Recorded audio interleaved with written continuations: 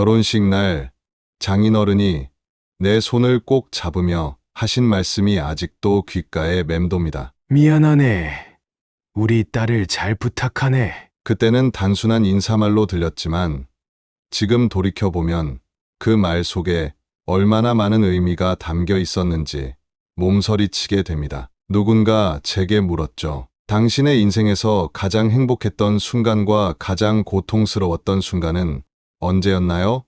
아이러니하게도 그 두 순간은 같은 사람과 연결되어 있습니다. 바로 제 아내와 말이죠. 제 아내는 천재적인 작가, 지망생이었습니다. 하지만 동시에 그녀는 제 인생을 송두리째 뒤흔든 폭풍이기도 했죠. 사랑, 배신, 거짓말, 그리고 정신질환. 이 모든 것들이 뒤엉킨 우리의 이야기를 들려드리겠습니다. 안녕하세요. 제 이야기를 들어주셔서 감사합니다. 저는 지금 인생에서 가장 힘든 시기를 겪고 있습니다. 아내와의 결혼 생활이 완전히 무너져 버렸거든요. 어디서부터 이야기를 시작해야 할지 모르겠네요. 그래도 한번 해볼게요. 저는 대학 시절에 아내를 만났어요. 그녀는 글쓰기를 좋아하는 창의적인 여성이었죠. 처음 만났을 때부터 그녀의 독특한 면모에 끌렸어요. 문학 동아리에서 처음 만났는데 그녀가 쓴 시를 들었을 때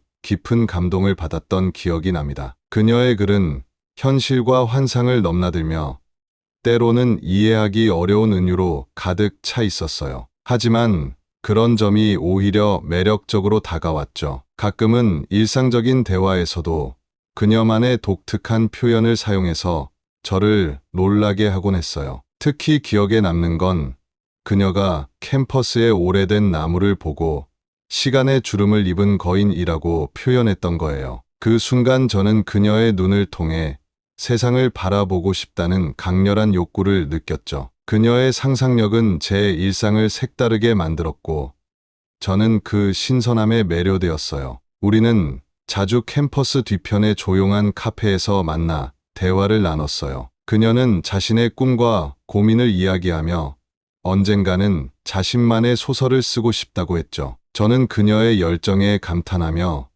그 꿈을 응원하겠다고 약속했어요. 그때 그녀의 눈빛은 정말 반짝였어요. 꿈에 대해 이야기할 때마다 그녀의 얼굴은 생기로 가득 찼고 저는 그 모습에 더욱 빠져들었죠. 그녀의 창의성과 열정, 그리고 세상을 바라보는 독특한 시각은 제게 새로운 세계를 열어주는 것 같았어요. 처음에는 그녀의 독특한 면모가 단순히 예술가적 기질이라고만 생각했어요. 때로는 현실과 동떨어진 듯한 그녀의 생각들이 새롭고 흥미롭게 느껴졌죠.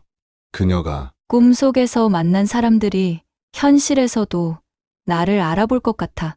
라고 말했을 때 저는 그저 그녀의 풍부한 상상력에 감탄했을 뿐이에요. 지금 돌이켜보면 그때 이미 작은 경고의 신호들이 있었는지도 모르겠어요. 하지만 당시에 저는 그녀를 온전히 신뢰했고 그녀의 모든 면을 사랑했죠. 그녀의 독특함이 우리 관계를 특별하게 만든다고 믿었어요. 그 믿음은 나중에 우리 관계의 큰 시험대가 되겠지만 그때의 저는 그저 그녀와의 미래를 꿈꾸며 행복해했답니다. 졸업 후 얼마 지나지 않아 우리는 결혼을 결심했습니다. 결혼 허락을 받으러 아내의 부모님을 찾아갔을 때가 생생히 기억나요. 그날 아내의 손을 꼭 잡고 긴장된 마음으로 현관문을 두드렸죠. 장인어른은 우리를 반갑게 맞아주셨지만 그분의 눈빛에서 무언가 걱정스러운 기색이 느껴졌어요. 저녁 식사를 하며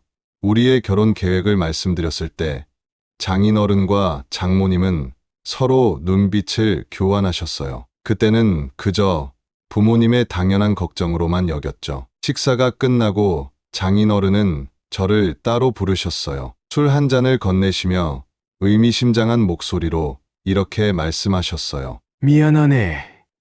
우리 딸을 잘 부탁해. 당시에는 그저 딸을 사위에게 맡기는 평범한 인사말로 들렸죠. 하지만 지금 생각해보면 그 말 속에 얼마나 많은 의미가 담겨 있었는지 알 것 같아요. 결혼식 날 아내는 정말 아름다워 보였어요. 하얀 웨딩드레스를 입은 그녀의 모습은 마치 동화 속 공주 같았죠. 입구에서 기다리고 있을 때 아내가 아버지의 팔짱을 끼고 걸어오는 모습을 보며 제 심장이 크게 뛰었어요. 그녀의 눈에서 반짝이는 행복의 빛을 보며 저는 평생 그녀를 행복하게 해주겠다고 마음속으로 다짐했습니다. 우리는 서로에 대한 사랑과 믿음으로 가득 차 있었고 밝은 미래를 꿈꾸며 새로운 인생을 시작했습니다. 신혼여행으로 떠난 발리에서의 시간은 정말 행복 그 자체였어요. 해변을 거닐며 우리의 꿈에 대해 이야기했고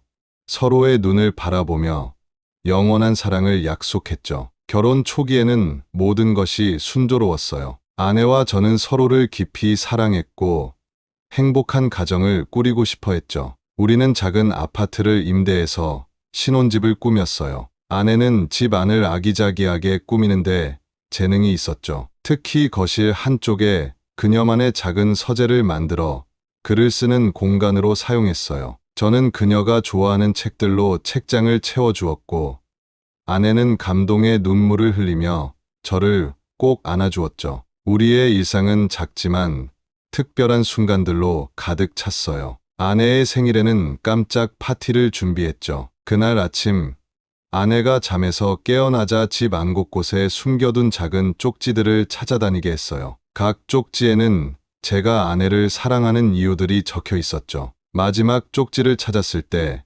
저는 그녀가 가장 좋아하는 작가의 사인본 책을 선물로 준비해 놓았어요. 아내는 기쁨에 겨워 눈물을 흘리며 저를 껴안았죠. 주말이면 우리는 함께 시장에 가서 장을 보고 요리를 하며 즐거운 시간을 보냈어요. 아내는 요리에도 관심이 많아서 항상 새로운 레시피를 시도했죠. 한 번은 프랑스 요리를 만들겠다며 복잡한 레시피에 도전했는데 결과는 참담했어요. 하지만 우리는 그 실패한 요리를 보며 함께 웃었고 결국 피자를 시켜 먹으며 영화를 봤죠. 그때 아내가 말했어요. 당신과 함께라면 실패해도 행복해.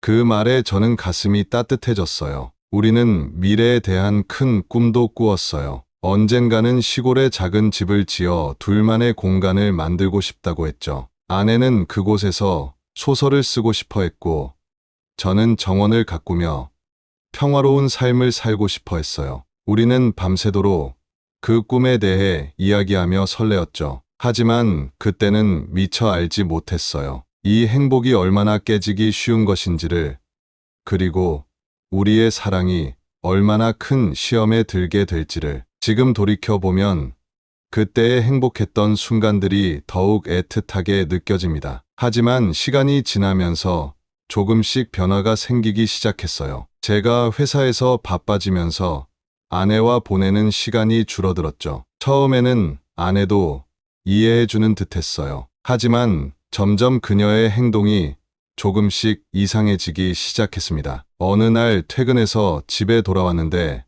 아내가 거실 한가운데 앉아 혼잣말을 하고 있더라고요. 제가 들어오는 소리를 듣고 깜짝 놀란 듯 했어요. 무슨 일이냐고 물어봤더니 그냥 소설 구상 중이었다고 하더라고요. 당시에는 그저 그럴 수 있겠거니 하고 넘어갔죠. 하지만 그 후로 비슷한 상황이 자주 반복되었어요. 아내는 종종 멍한 눈으로 허공을 바라보며 중얼거리곤 했죠. 처음에는 그저 작가로서의 습관이라고 생각했지만 점점 그 빈도가 늘어나고 지속 시간도 길어졌어요. 또 다른 날에는 아내가 갑자기 누군가가 자신을 감시하고 있다고 말하기 시작했어요. 창문 밖을 자주 내다보며 불안해하더라고요. 저는 그저 소설을 쓰느라 스트레스를 받은 거라고 생각했어요. 아내를 안심시키려 노력했지만 그녀의 불안은 쉽게 가라앉지 않았죠. 여보, 저기 보이지? 저 나무 뒤에 숨어 있는 사람 말이야. 아내가 창밖을 가리키며 말했어요. 하지만 제가 아무리 봐도 그곳엔 아무도 없었죠. 이런 일이 있고 나서 저는 처음으로 뭔가 심각한 문제가 있을지도 모른다는 생각을 하게 되었어요. 식사 시간에도 변화가 있었어요. 아내는 갑자기 특정 음식을 거부하기 시작했죠. 이 음식에 독이 들어있어. 누군가가 우리를 해치려고 해. 라고 말하면서요. 처음에는 농담인 줄 알았지만 그녀의 표정은 너무나 진지했어요. 밤에는 악몽에 시달리는 일이 잦아졌어요. 한밤중에 비명을 지르며 깨어나곤 했죠. 그럴 때마다 저는 그녀를 안아주며 달래주었지만 점점 그녀의 눈에서 공포와 불신이 깊어지는 걸 느낄 수 있었어요. 이런 변화들이 하나둘씩 쌓여가면서 저는 점점 더 불안해지기 시작했어요. 아내의 행동이 단순한 스트레스나 작가적 상상력을 넘어선 것 같다는 생각이 들었죠. 하지만 동시에 그녀를 의심하는 제 자신이 미웠어요. 내가 너무 예민한 건가?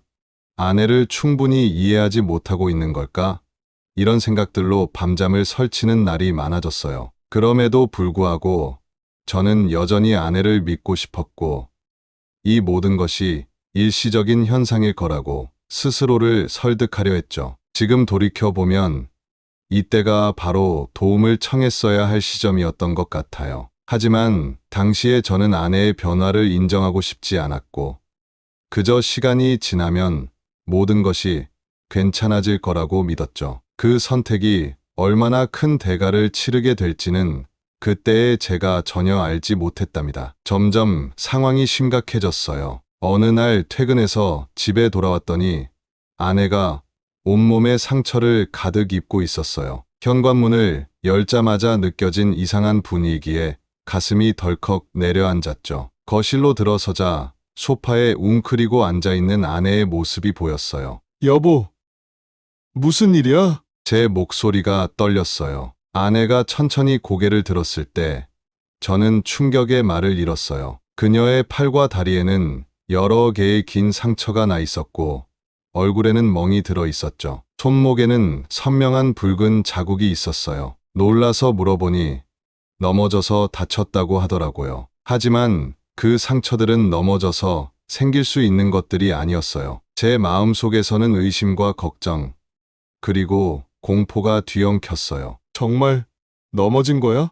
제가 조심스럽게 물었어요. 아내는 잠시 망설이더니 고개를 끄덕였어요. 응. 계단에서 미끄러졌어. 걱정하지 마. 그녀의 목소리에는 어떤 공허함이 느껴졌어요. 마치 자신의 말을 스스로도 믿지 않는 것 같았죠. 저는 그녀를 안아주고 싶었지만 어쩐지 그럴 수가 없었어요. 무언가가 우리 사이를 가로막고 있는 것 같았거든요. 저는 의심이 들기 시작했지만 아내를 믿고 싶었기에 그냥 넘어갔어요. 하지만 그날 밤 아내가 잠든 후 화장실 거울 앞에 서서 제 모습을 바라보며 생각에 잠겼어요. 내가 뭔가 놓치고 있는 게 있나? 아내에게 무슨 일이 있는 걸까? 이런 생각들이 제 머릿속을 맴돌았죠. 다음 날 저는 회사에 가기 전에 아내에게 다가갔어요. 여보, 정말로 괜찮은 거야? 뭔가 있다면 나한테 말해줘. 제 목소리에는 간절함이 묻어났어요. 아내는 잠시 저를 바라보더니 미소를 지었어요. 하지만 그 미소가 눈까지 가지 않는다는 걸 저는 놓치지 않았죠. 걱정하지 마, 여보. 나 정말 괜찮아. 그 순간 저는 아내의 눈에서 뭔가 이상한 것을 봤어요. 마치 도움을 요청하는 듯한, 하지만 동시에 뭔가를 숨기려는 듯한 복잡한 감정이 얽혀 있었죠. 저는 그녀를 더 추궁하고 싶었지만 출근 시간이 다가와 어쩔 수 없이 집을 나섰어요. 그날 하루 종일 저는 일에 집중할 수가 없었어요. 아내의 상처 입은 모습, 그리고 그 이상한 눈빛이 계속 머릿속에 맴돌았거든요. 동료들이 제 상태를 물어볼 정도로 제 얼굴에 걱정이 가득했나 봐요. 이런 일들이 반복되면서 저는 점점 불안해졌어요. 아내의 행동은 더욱 예측할 수 없게 변해갔고 저는 그녀를 어떻게 대해야 할지 몰라 갈수록 조심스러워졌죠. 때로는 아내가 평소와 같이 밝고 사랑스럽게 굴 때도 있었어요. 그럴 때마다 저는 안도의 한숨을 쉬었죠. 아, 역시 내가 너무 걱정했나 봐. 하고 말이에요. 하지만 그 안도감도 잠시 또다시 이상한 일들이 벌어지곤 했어요. 한 번은 한밤중에 깼는데 아내가 거실에서 혼자 중얼거리며 걸어다니고 있더라고요. 제가 다가가 여보, 무슨 일이야? 라고 물었을 때 그녀는 마치 제가 유령이라도 된 것처럼 놀라 물러섰어요.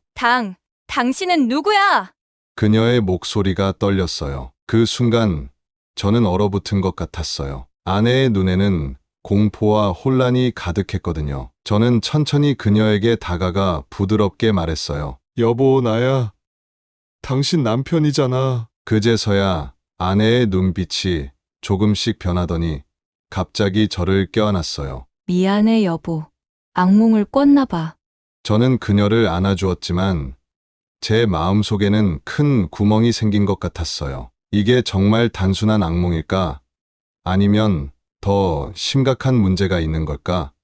이런 의문들이 제 마음을 갉아먹기 시작했죠. 이런 상황들이 쌓여갈수록 저는 점점 더 혼란스러워졌어요. 한편으로는 아내를 걱정하고 돕고 싶었지만 다른 한편으로는 두려움과 불안감이 커져갔죠. 무엇이 진실인지 어떻게 해야 할지 알 수 없었어요. 그리고 이 모든 상황 속에서 우리의 사랑은 조금씩 균열이 가기 시작했답니다. 그러다 어느 날 이웃들이 저를 이상한 눈초리로 보기 시작했어요. 인사를 해도 대답을 하지 않고 뒤에서 수군거리는 소리가 들렸죠. 엘리베이터에서 마주치면 어색한 침묵이 흘렀고 복도에서 마주칠 때면 서둘러 자신의 집으로 들어가 버리곤 했어요. 처음에는 그저 우리가 이사 온 지 얼마 되지 않아서 그런가 보다 했어요. 하지만 시간이 지나도 이웃들의 태도는 변하지 않았죠. 오히려 더 심해지는 것 같았어요. 한 번은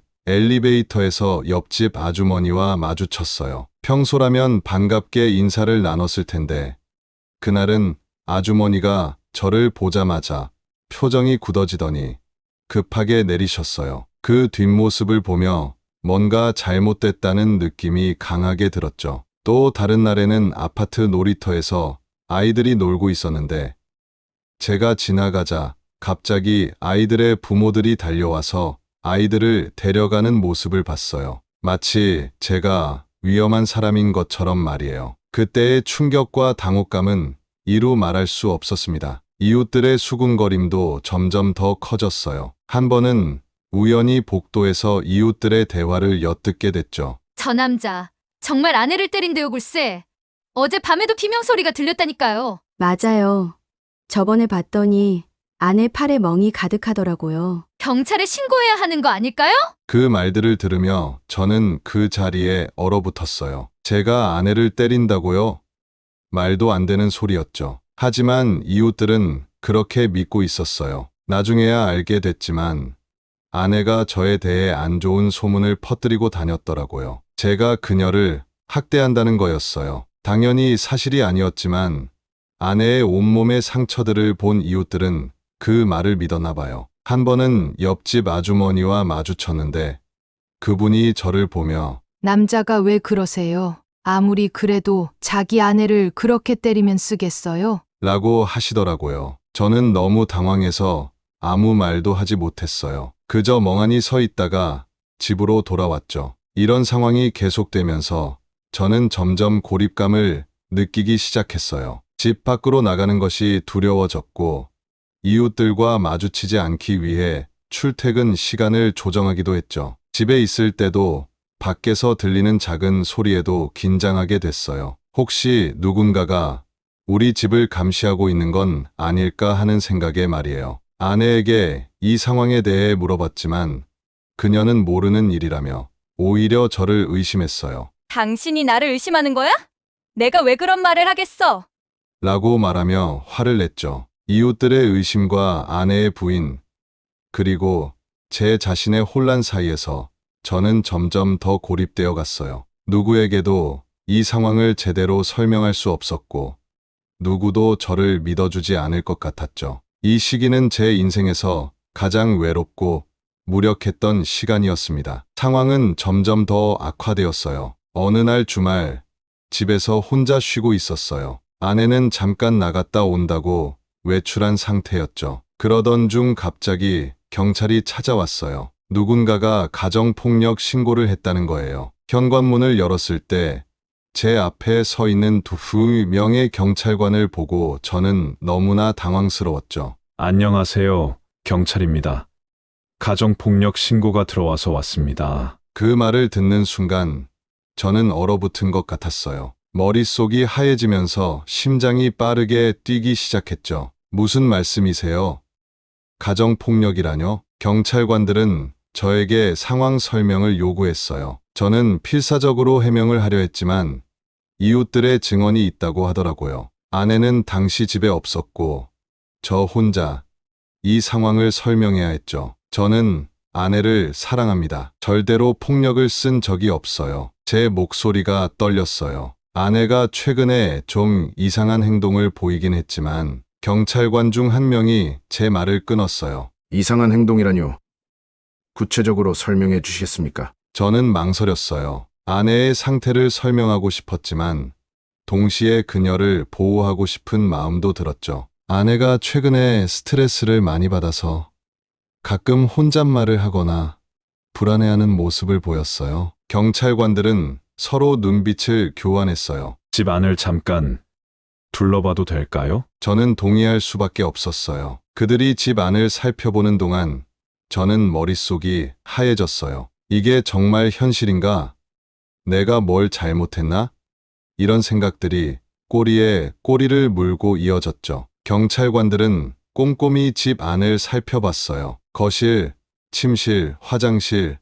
그들의 시선이 멈출 때마다 제 심장은 덜컥 내려앉았죠. 특히 화장대 거울 앞에 놓여있던 면도 칼을 보고 한 경찰관이 의심스러운 눈초리를 보냈을 때 저는 식은땀이 났어요. 이 칼은 왜 여기 있나요? 아, 그건 제가 면도할 때 사용하고 말리려고 거기에 뒀어요. 제 대답이 너무 빨랐던 것이었나요? 경찰관의 표정이 더 굳어지는 것 같았어요. 다행히 그날은 별다른 증거를 찾지 못해 경찰은 돌아갔어요. 하지만 그들은 앞으로도 계속 관심을 갖고 지켜볼 거라고 말했죠. 혹시 무슨 일이 있으면 언제든 신고해 주세요. 당신의 안전도 중요합니다. 경찰관의 이 말이 제 가슴을 찔렀어요. 그들은 제가 피해자일 수도 있다고 생각하는 걸까요? 아니면 여전히 저를 의심하고 있는 걸까요? 경찰이 떠난 후 저는 소파에 털썩 주저앉았어요. 온몸에 힘이 빠졌죠. 그제서야 뭔가 심각하게 잘못되어 가고 있다는 걸 깨달았어요. 이웃들은 우리를 어떻게 보고 있을까? 아내는 지금 어디에 있고 무엇을 하고 있을까? 그리고 가장 중요한 질문. 우리의 결혼 생활을 어떻게 해야 할까? 이 상황을 어떻게 해결해 나가야 할지. 저는 완전히 길을 잃은 것 같았어요. 그 순간 저는 처음으로 우리의 미래가 너무나 불확실하다는 것을 느꼈답니다. 그날 밤 돌아온 아내와 진지하게 대화를 나눴어요. 경찰이 다녀갔다는 얘기를 하고 이웃들의 소문에 대해서도 물어봤죠. 하지만 아내는 모든 것을 부인했어요. 오히려 제가 그녀를 의심한다며 화를 냈죠. 당신이 나를 의심해? 내가 그런 말을 했을 리가 없잖아. 당신이 나를 미치게 만드는 거야.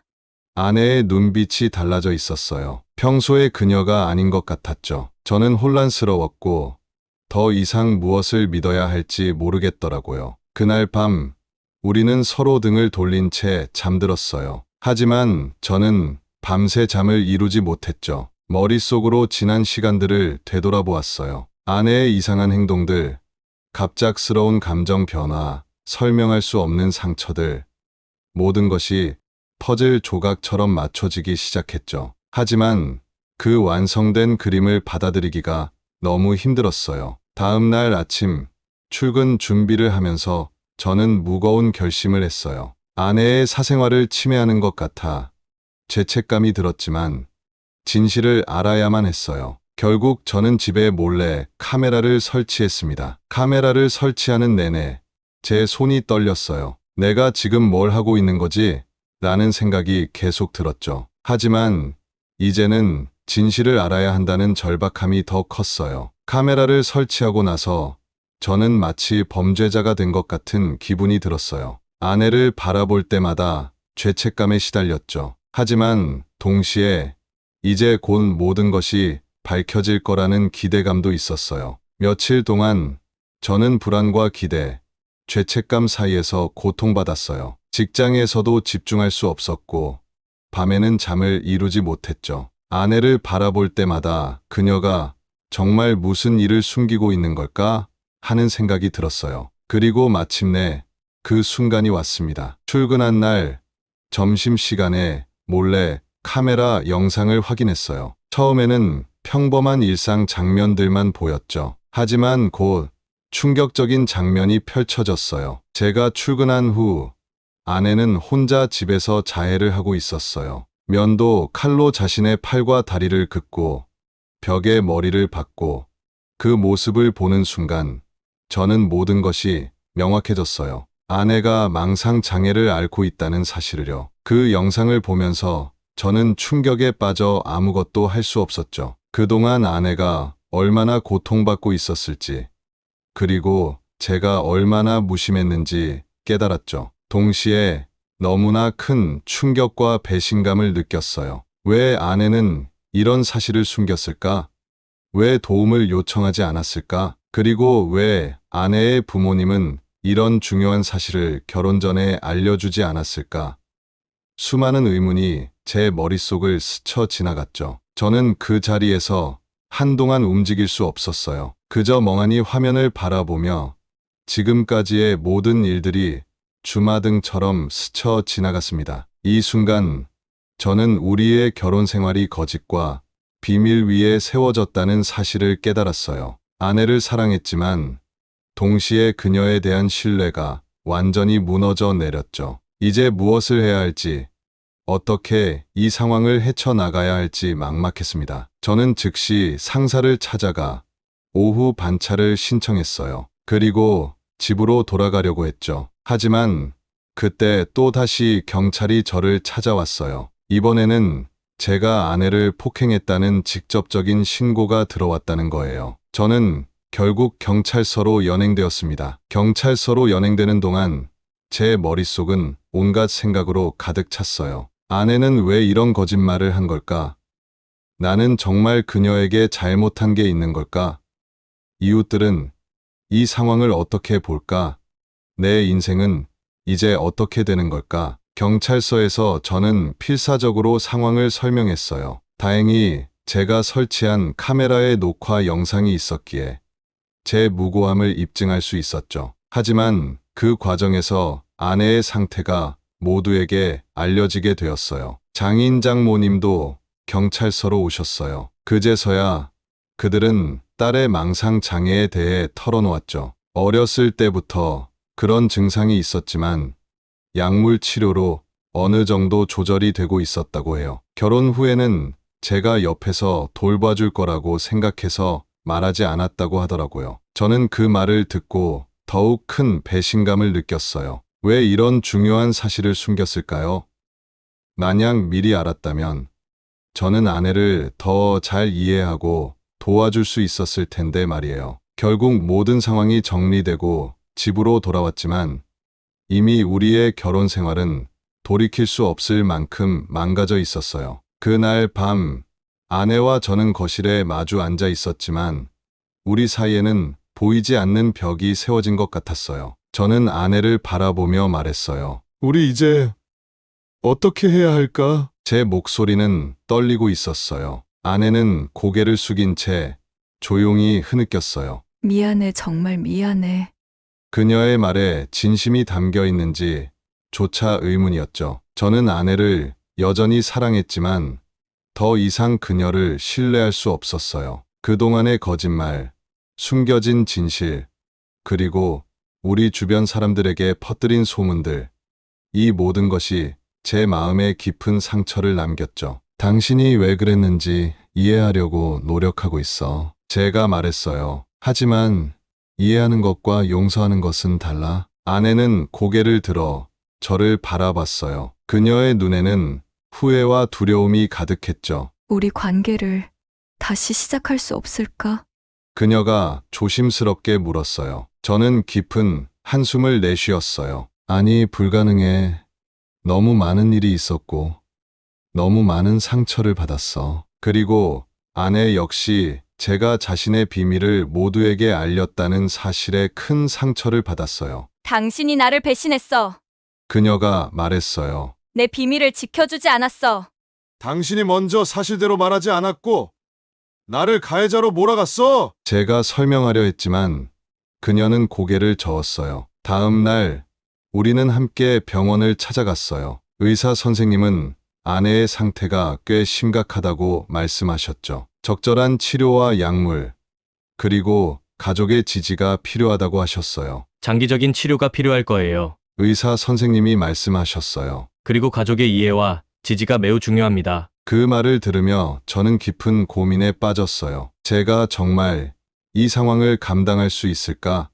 아내를 도울 수 있을까? 하지만 저는 이미 지쳐 있었고 더 이상 이 상황을 감당할 자신이 없었습니다. 매일 밤 잠자리에 들 때마다 아내가 다시 자해를 하지는 않을까 두려워했어요. 매일 아침 일어날 때마다 오늘은 어떤 거짓말을 들어야 할지 걱정했죠. 나는 당신을 사랑해. 어느 날 밤 아내에게 말했어요. 하지만 더 이상 우리 관계를 믿을 수 없어. 그날 밤 우리는 서로 마지막 모습을 바라보고 저는 집에서 나왔죠. 그것은 우리의 관계가 끝나가고 있다는 것을 둘 다 알고 있었기 때문이었죠. 긴 고민 끝에 저는 이혼을 결심했어요. 아내와 그녀의 부모님은 극구 만류했지만 제 마음은 이미 정해져 있었죠. 저는 더 이상 이 관계를 유지할 수 없다고 느꼈어요. 아내의 치료를 위해서라도 우리가 떨어져 있는 것이 좋겠다고 생각했죠.